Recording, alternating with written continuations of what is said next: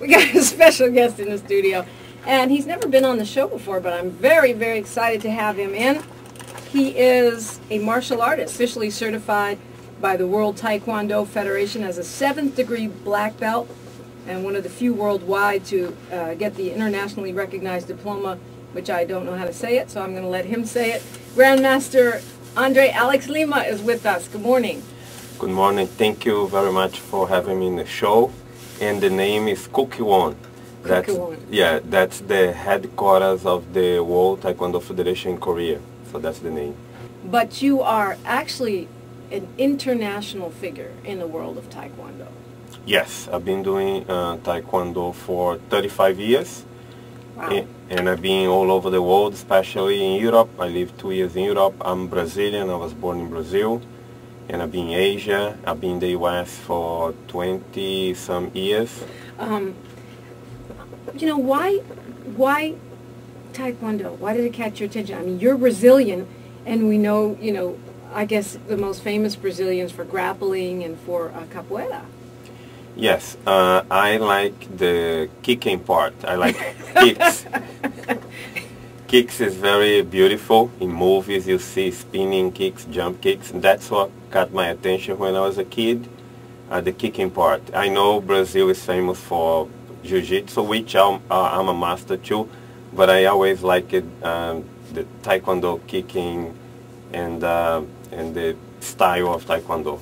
We have to put up, if we can, a picture of Master Lima kicking on a Facebook and on my website, so you can see he's not just talking about your regular kicking, he's talking about kicking. So, and speaking of kicking, a lot of people are getting caught up in this kicking, butt kicking mentality because of UFC. It's, you know, the Ultimate Fighting Championship is kind of almost taken over boxing now. I'm a boxing person. I like traditional boxing and martial arts, but everyone loves UFC.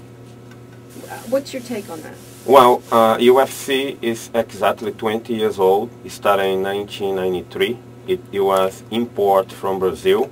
The real name is Vale Tudo in Portuguese. Oh wow, I didn't know that. Yes, and in Brazil it was owned for almost 100 years, and the Gracie family brought to the United States in 1993. They had the first one. For the first 10 years was not prime time. But in the past 10 years, it became very popular in the U.S. because it's on TV. It is very controversial. A lot of people love the UFC because it is violent, because of the knockouts. Yeah, you see teeth flying and blood, drama. And for the same reason, the knockouts and the blood, people don't like, so make it controversial. But it is popular all over the world. Yes, it's more popular than boxing now. It is in TV in South America, Europe, everywhere. The fighters are like superstars now, most of them, the ones who keep winning the fights. It is very demanding to the body, very hard. So that's the idea of the UFC, to make something spectacular and violent, because the people like to watch that. Tell me again the real name of it. Vale Tudo. Vale Tudo. Vale Tudo means everything goes in Portuguese, and the UFC it was started in Brazil. Leave it to the United States to find a way to market something. You know, we call it UFC. You know, it's like Afro-Cuban music. We call it salsa. So now it's become very popular. Do you think it uplifts martial arts or degrades martial arts, because it's kind of all lumped together into one big mishmash of just everyone just thinks they're pounding people, when really there's all these different arts that are being used?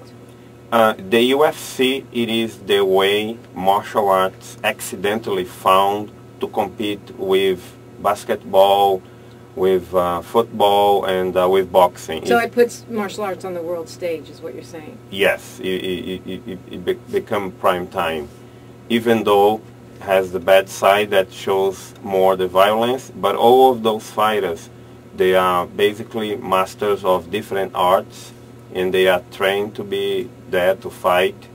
And we have maybe a small percentage of injury compared with football. So it is actually safer than a lot of, not a lot, but some other sports, because the guy who steps in the cage he is really prepared to fight. He's been training, you know, for you better many. Be. Yeah, that's. I mean, otherwise you're going down quick. But you do think that by gaining the world stage and gaining the superstar status, the martial arts loses its soul or loses its respectability, or no? You think it just makes it more popular?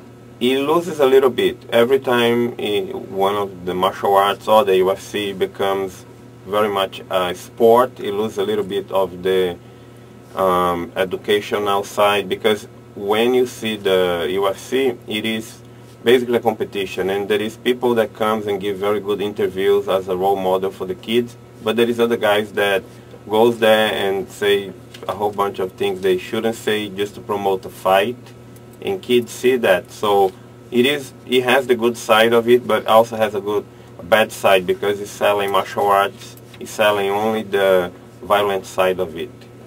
We're talking with Grandmaster Andre Lima of